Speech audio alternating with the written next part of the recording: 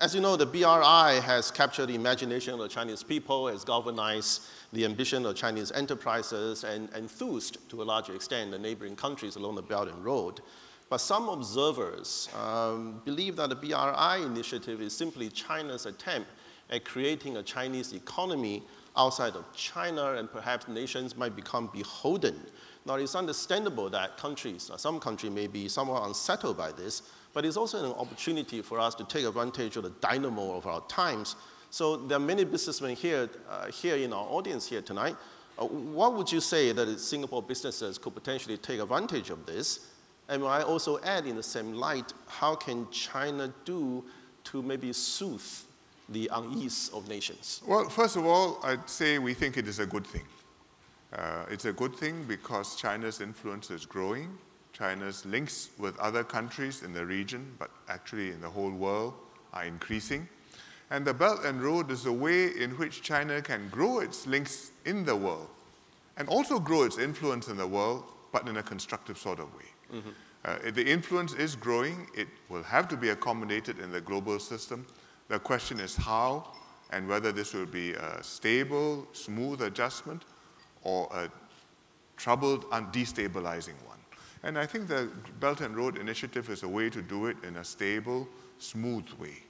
Win-win, linking up with the countries around the region with infrastructure projects, with connectivity, with financial linkages, with people linkages, and in a way which enables the region to benefit from China's prosperity, but at the same time to maintain the region's links with the rest of the world, and indeed with Europe, with America, or for that matter, Africa and Australia. So I think, first of all, it's a good thing.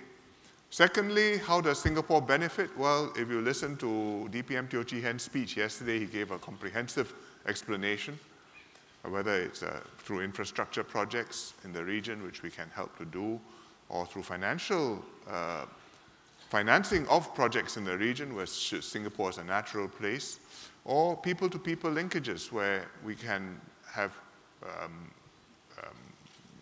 officials visit one another, tourists visit one another, businessmen going back and forth. There are many opportunities for Singapore which are natural. Many Chinese companies are in Singapore. I think in the numbers of the thousands. The Chinese banks are in Singapore. The businesses use Singapore not just because of Singapore, but as a base to jump off into the whole region. And the more China does business through the Belt and Road with countries in the region, I think the more opportunities there will be to use Singapore for this. And set up here and use our business environment, use our reputation, use our connections with the region, use our financial services. And I think all these are opportunities for Singapore business people. The CCB, the China Construction Bank, has already set up an infrastructure financing unit in Singapore. And all these things can only be to the benefit of Singapore. As for the concerns of other countries, I would say the more it is seen that the Belt and Road is an open initiative. China will enhance its links with the other countries, but at the same time, other countries can do business with anybody in the world. It's not a bloc, it's not a closed group, it's an open, welcoming, free intensification of mutually beneficial linkages.